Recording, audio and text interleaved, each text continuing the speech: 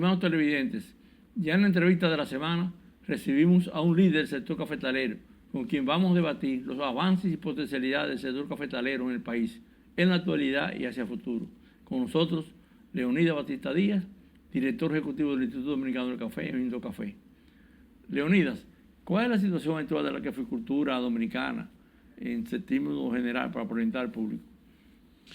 La situación de la caficultura dominicana no es algo en particular, nada más. Nos vamos a centrar en República Dominicana, pero permítame decir que hay una situación mundial para la caficultura que si en cualquier región del mundo está siendo afectada por el cambio climático. Eso no es un secreto. Todos sabemos que hoy hay una manifestación del cambio climático, mayor intensidad solar, mayor temperatura, por ende, en términos general, por decir esos dos aspectos. Y la caficultura dominicana no es algo ajeno, está también nuestro país afectado por el cambio climático. Pero todas las cosas en la naturaleza tienen su parte positiva y eso es lo que hay que valorar. ¿Qué obliga el cambio climático? Que hay que ir saliendo de las áreas que no tienen la altura para el cultivo del café, que aquí había café o hay café sembrado hasta 200 metros sobre el nivel del mar. Cuando lo correcto ahora es que sembremos café de los 700 metros de altura sobre el nivel del mar en adelante. No continuar cultivando, porque a menor altura en relación con el mar, entonces más caliente será cada día. Y el café no resiste esa temperatura muy alta. Lo ideal es que la temperatura estuviera preferiblemente por debajo de 20. Y entonces, mientras más bajito lo cultivemos, más presión va a tener esa planta por la intensidad solar. La demanda de humedad, de agua, va a ser mucho mayor y la demanda de nutrientes, y sin ninguna garantía que al momento de la formación del sistema foliar o las flores comiencen a desprenderse por la alta temperatura sin haber alcanzado la verdadera formación del grano. Por eso en el día de hoy, al momento, todos nuestros técnicos están actualizados, que deben llevar la información al caficultor, al tradicional y al que nuevo se incorpora, de que la siembra debe ser de los 700 metros de altura en adelante. Antes la gente temía subir a la montaña y sembraba el café, también porque llovía mucho más que ahora, sí. La lluvia era más frecuente y progresaba bien. Y también que teníamos variedades más resistentes, no teníamos plagas como las que están hoy presentes, también plagas y enfermedades fruto del cambio climático, y entonces hay que treparse más alto de la montaña para colocar la siembra nueva de café. Eso es por un lado. Por el otro lado, la otra problemática de la caficultura, además del cambio climático, para mí ahora la número uno es el manejo de finca, en el sentido de la mano de obra. La mano de obra es el principal malestar, porque sin hombres, sin mujeres, que son las que tradicionalmente cogen la cosecha, recogen el café, hombres y mujeres, no podemos lograrlo. Déjame manifestarte que aprovechando tu pregunta, esa es la preocupación ahora de quienes estamos dirigiendo el sector. Hay que poner en práctica nueva tecnología de mecanización.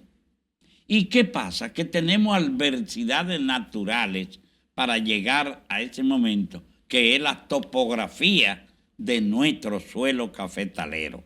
No es lo mismo en una llanura donde tú puedes tener un tractor que haga el trabajo que tú lo condicionas para eso, o una sembradora, ¿tú me entiendes? Que tú puedes hacer el trabajo. No es lo mismo que seguir en este momento de escasez, haciendo el trabajo solo con el recurso humano de manera directa. Necesitamos mecanizar, tecnificar la caficultura, especialmente para siembra y recolección. ¿Qué problema hay en eso? Que además de la topografía de los suelos y que la tecnología que hay que introducir no cabe, por decirlo con una palabra llana, en las plantaciones que están hechas al día de hoy. ¿Qué quiero decir?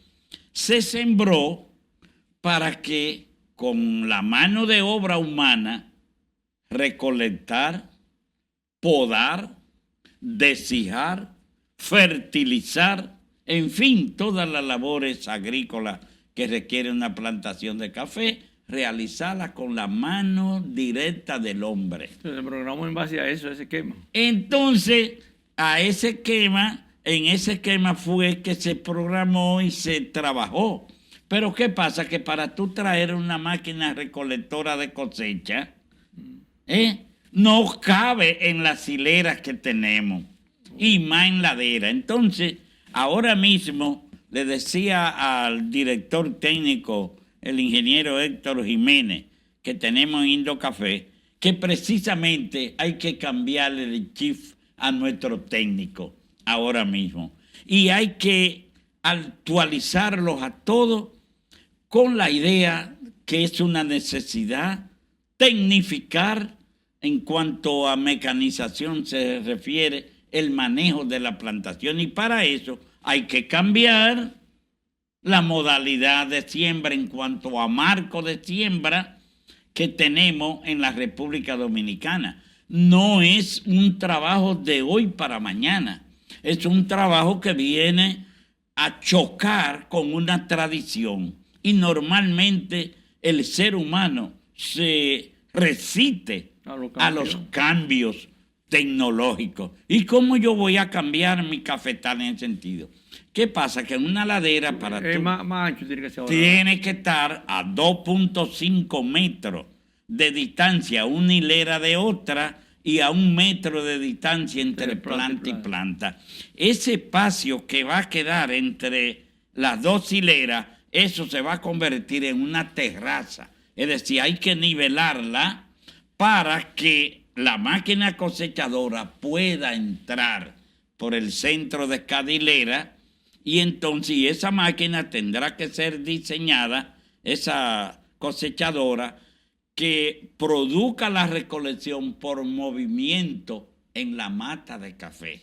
Es decir, que tendrá algún eje que pueda agitar la mata, que pueda mover la mata, esperar hasta el tope, que haya una maduración lo más homogénea posible, para que cuando se mueva la mata, el grado de vibración que se le dé, solo el grano maduro caiga sobre el envase, llámese lona o lo que sea, para que ese grano caiga debajo de la mata, sobre esa lona, que tendrá su salida, tendrá su manga, será de tal forma que el café se pueda recolectar mucho más rápido. Incluso hay un tractor no muy grande que se utiliza para siembra cuando el café se pueda hacer con esa terraza construida. Ese mismo tractor tiene 2 ejes o 4 ejes a los lados, donde hace el hoyo donde va la mata a cada metro, de lado a lado al mismo tiempo, y en el segundo agarre que tiene detrás del barreno va la mata montada, que están en una plataforma en el tractor y van cayendo cada mata. Y el mismo tractor... Sería un proceso desde inicio, hacerlo todo todo el mismo tractor va colocando la mata. Ese mismo tractor da la vuelta y viene de allá para acá aterrando la mata que quedó en el hoyo. Cuando se vaya a aplicar fertilizante químico también lleva un dispositivo donde se coloca y que controla la dosificación del fertilizante que debe caerle a cada planta en el tronco. Me refiero fertilizante granulado que va al suelo. Luego, cuando venga la aplicación, la necesidad de aplicar fertilizante foliar, ese mismo tractor viene con los dispositivos para producir el baño del fertilizante foliar en la plantación de café. Pero tiene que haber un sistema de siembra conforme a que esa maquinaria pueda penetrar. Yo diría que entonces sería la siembra nueva, porque la siembra nueva. la siembra ya actual no sí, y a más... donde se vaya, a donde está la siembra ya establecida en la altura que hemos mencionado, entonces vamos a tener que ir modificándola para adecuándola. Pero yo, por ejemplo, estábamos la semana pasada haciendo un llamado porque sorprendentemente en este momento hay un vuelco hacia el campo, hacia la caficultura, de grandes inversionistas que le interesan grandes extensiones de café. Lo hay en Jarabacoa, lo hay en San José de Ocoa, lo hay en el sur del país, grupo incluso el básico del sur, grupos que tienen empresas aquí en la capital dominicana y que están diversificando su inversión también en café. Y entonces ya con esa finca que estamos tomando en cuenta, estamos orientando, acabamos de iniciar esa orientación a nuestros técnicos para que ellos vayan difundiendo de que la metodología de siembra debe hacerse pensando en la modalidad de mecanización, que es una necesidad. Sí. No es República Dominicana que tiene la situación de mano de obra, no. La tenemos todos los países productores de café, especialmente Centroamérica, México y el Caribe, donde estamos nosotros. Sí. Y lo mismo tiene Brasil, que es el más grande productor de café en el mundo. Y esa para mí es la prioridad A1. Incluso voy a adelantar que estamos convocando una reunión con todos los rectores de las universidades aquí en el país para que su departamento de alta tecnología también esté orientado. Vamos a tratar de celebrar una reunión próximamente. Ya estamos haciendo los contactos con los rectores. Hoy, a las 6:30 de la mañana, estaba llamando a una persona para que se encargue del rector de la UAS.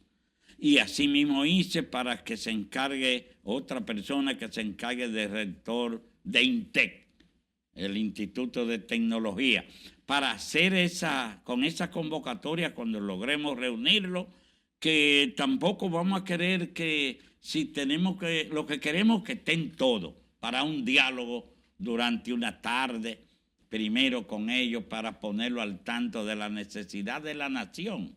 Porque seguir la tradición en aula, formar a cada quien por lo que aspira ser, no, hay que tomar en cuenta el país, las necesidades del país, para diversificar la formación académica, para que contemos en un futuro no lejano con esos técnicos que son los que van a estar dirigiendo el país en cuanto a tecnología. Leonidas, pero enfocando, como dice la Cámara, un poco hacia el pasado, en el túnel del tiempo, esos problemas que tuvimos con la Roya y la Broca en década pasada, ¿cuál es el estatus de eso ahora mismo? Oye, déjame decirte que es cierto, a raíz del 2013, de la aparición de la Roya, hubo un gran problema porque la Roya es un hongo. La Roya es un hongo que precisamente se propaga básicamente llevados por el viento, Sí, la llevados por las aves de un lado a otro y ese tipo de cosas. Pero cuando es por el viento, básicamente lo lleva en el aire un poco bajo, no tan alto.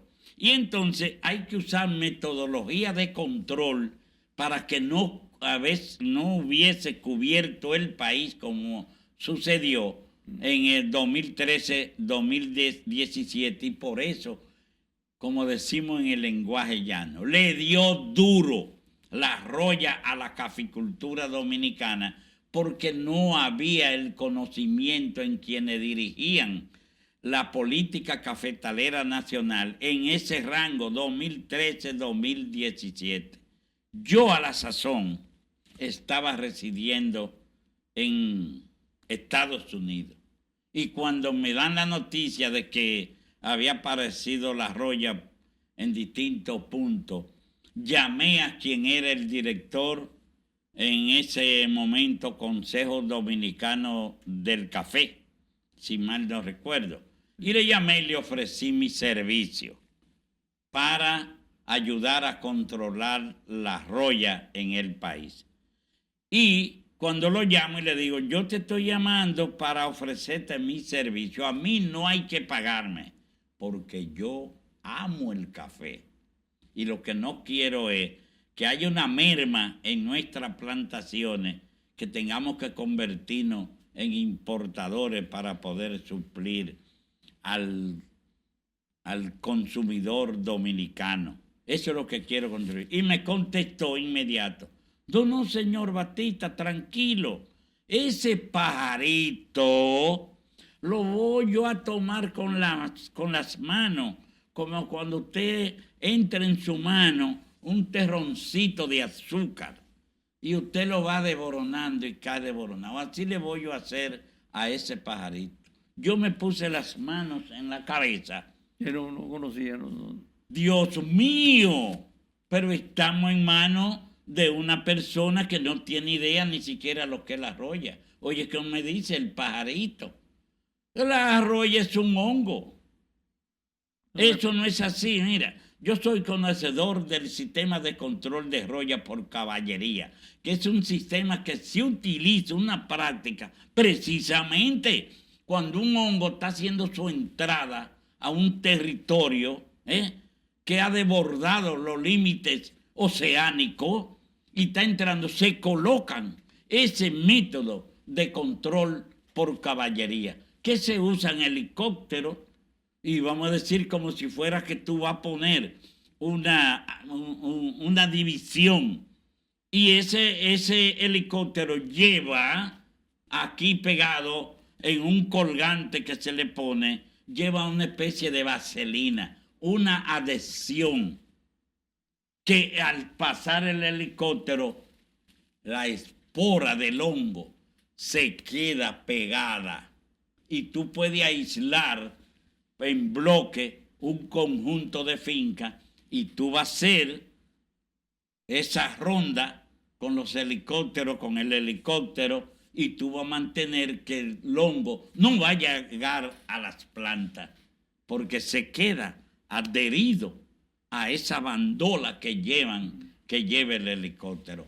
Pero esa fue la respuesta de él, y yo dije, bueno, dentro de poco no va a haber café, y precisamente la roya mermó. Siempre aquí habíamos hablado de 2.4 millones de tareas y de alrededor de, si mal no recuerdo, de 72,000 productores, y eso lo redujo prácticamente a nada, si podemos decirlo así, sin exagerar, porque redujo, apenas quedaron alrededor de 900,000 tareas de café.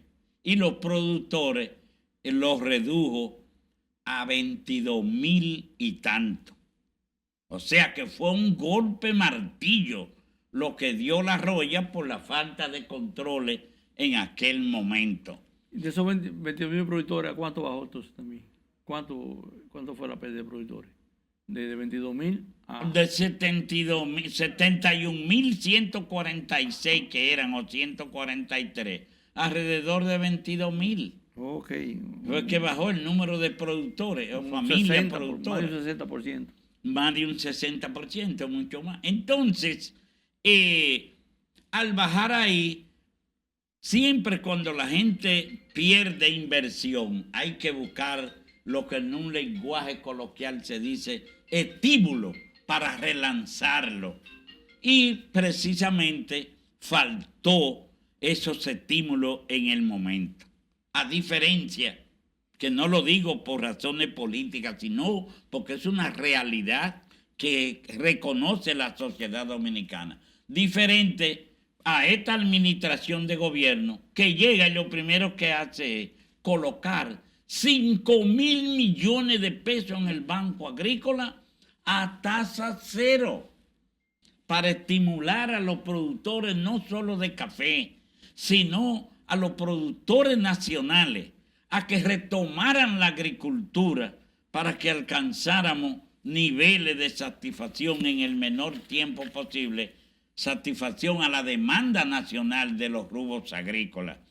Y ahí vamos. Yo te puedo decir que en el 2019 se exportaron apenas 5 millones de dólares. Ahora, en el 2024, se exportaron 46 millones de dólares de café dominicano.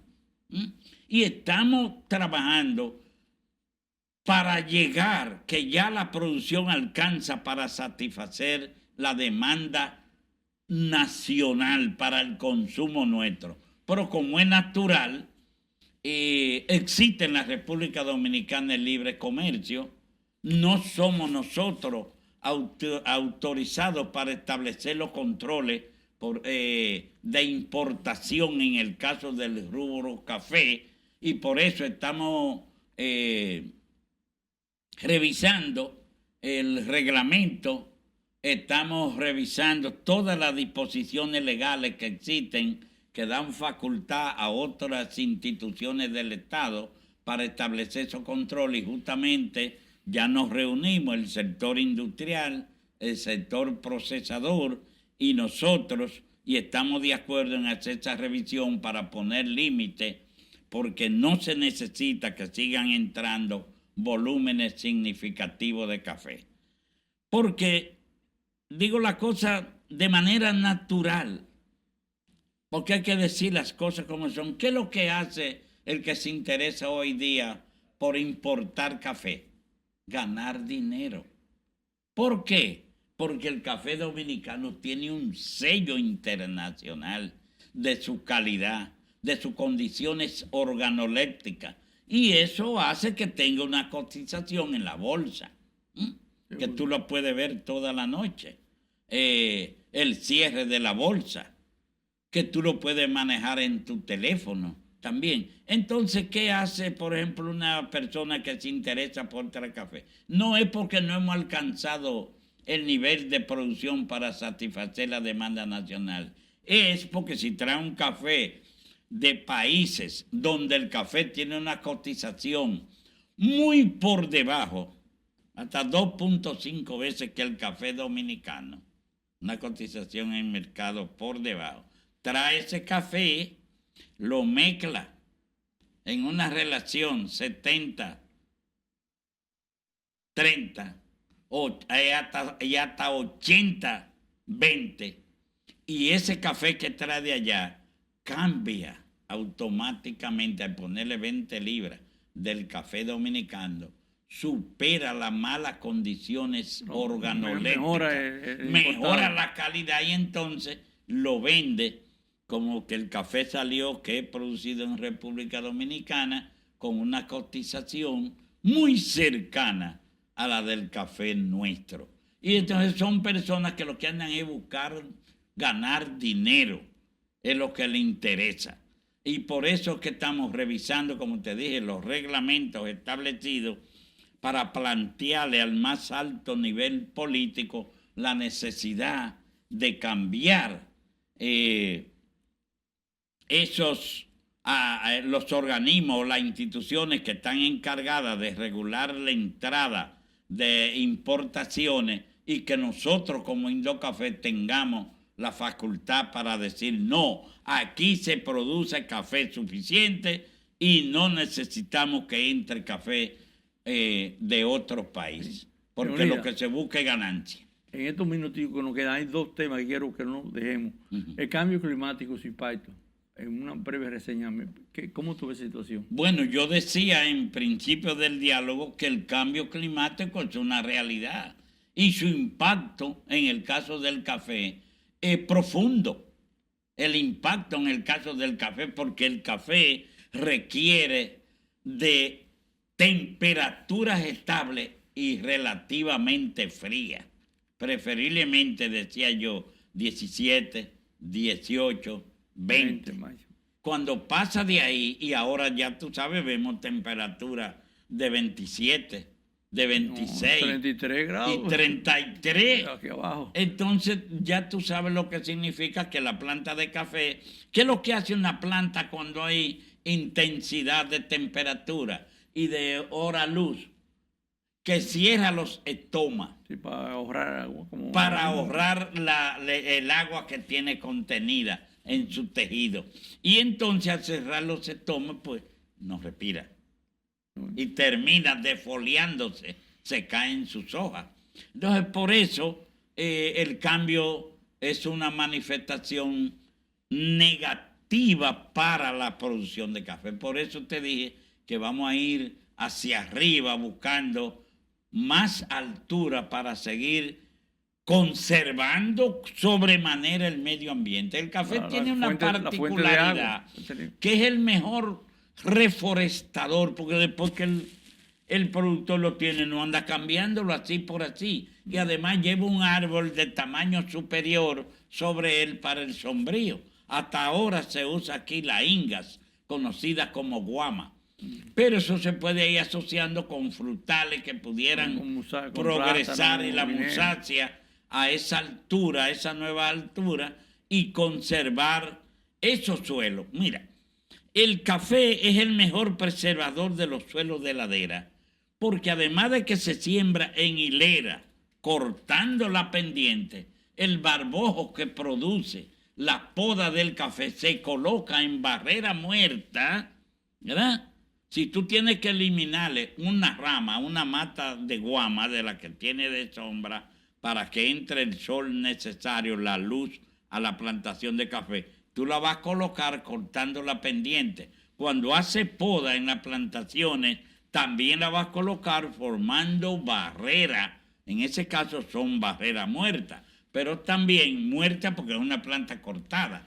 También se hacen barreras vivas, que se hacen hasta con césped, o sea, un tipo de grama, si tú quieres. Pero también esa terraza que estamos hablando para hoy, la siembra nueva, que hay que hacer, sembrando, haciendo la terraza en el medio de la hilera, pensando en la mecanización de la recolección y siembra, manejo de plantaciones en términos general, eso significa que ese cambio que tú te preocupa, el cambio climático, lo vamos a ir superando con la misma plantación, poniéndole la cobertura adecuada y con el manejo adecuado para que haya un ambiente apropiado en las alturas para las plantaciones de café. Sí. Y ya finalmente, las exportaciones, viendo positivamente que logremos estos pasos y que vaya aumentando nuestra producción y que nuestro café, como tú dices, valorado bien en la bolsa del mercado internacional. ¿Cuál sería el esquema? ¿Que podríamos alcanzar, incrementar la exportación y generar Pero claro que sí, claro que sí. Lo vamos a alcanzar porque estamos trabajando para eso. Como te dije, en el 2019 5 millones, en el 2024 46 millones de dólares exportados. Y vamos a seguir. Esta cosecha... En el 2025, ¿cuándo se...? La cosecha 2024 fue 46. Sí, en el 24, 23, 24 46. Fue en los 46. Ahora viene que se valora ahora 2025, 2026.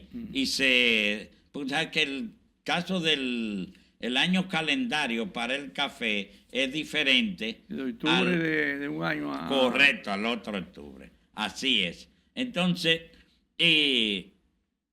nosotros vamos a ser, o somos, yo me atrevo a decir que somos autosuficientes. Que lo que pasa eso de traer café desde fuera, ya yo expliqué por qué se hace. Cuestión de dinero, de negocio, fundamentalmente. No, que no la que razón necesitamos realmente. no es porque la necesitemos, sino que se puede producir. Vamos a ir incrementando, porque una de las cosas que me estimula a mí a seguir con ese ahínco sobre el éxito de la caficultura es que se están incorporando nuevos productores, y estos son productores de extensiones que están pretendiendo sembrar, como te dije en principio. Hay en el norte una empresa que quiere sembrar 10,000 tareas de café. Están la gente que está haciendo inversión, hay un gran productor, un gran inversionista, 2 en Jarabacoa. Te hablé de San José de Ocoa, hasta mencioné por su nombre con el permiso de él, el general Pichirilo, que está sembrando 3,000 tareas. En Padre La Casa, el señor Paniagua, que está haciendo siembra, llevando la metodología de preservación del medio ambiente y la biodiversidad. Entonces, estamos trabajando para eso y dispuestos hasta el último momento de respiración que tengamos, porque pienso que mientras tenga vida estaré defendiendo la caficultura dominicana. Que Dios le escuche. Así es, y lo hago porque no hay otro café como el dominicano para saciar el requerimiento de un paladar tan exigente como tenemos los dominicanos. No hay una cosa mejor que cuando a ti te queda ese sabor, que eso se conoce como la astringencia del café, que te queda en tu papila, en tu garganta, y te ofrecen un dulcito, aún sea de coco horneado, y tú dices, no, espéralo para más tarde. Es que tú no quieres despedir de tu garganta esa particularidad que tiene el café dominicano. Buen cuerpo, buen aroma, buena acidez, buena fragancia y buena astringencia. Y lo digo porque lo repito siempre. En el 2003 me tocó a mí ir a Francia a representar la caficultura dominicana, y allí se hizo una competencia de los 32 mejores cafés del mundo, y el café dominicano ganó la medalla de oro. Entonces, a mí me gusta hablar con hechos, con evidencia. Seguro. Así que yo invito a quienes están interesados en incorporarse a la producción de café, que no tengan temor, que este es uno de los mejores países del mundo para la producción de café. Y necesitamos al mismo tiempo preservar nuestra montaña, nuestro bosque, y el café es el más indicado. El café en la República Dominicana es el protector por excelencia. Asómbrate de alrededor de 405 fuentes de agua que nacen en las distintas zonas cafetaleras. ¿Quién suministra el 70% del agua a la capital dominicana? Los ríos que nacen en la zona cafetalera. O sea que estamos atados a conservar eso. Hay que conservar, y por eso el día pasado el señor presidente hizo una pregunta sobre el manejo de unos recursos que se usan para la reforestación, y él mismo le dijo a las instituciones que están manejando estos recursos: reforesten con café, que es el mejor bosque.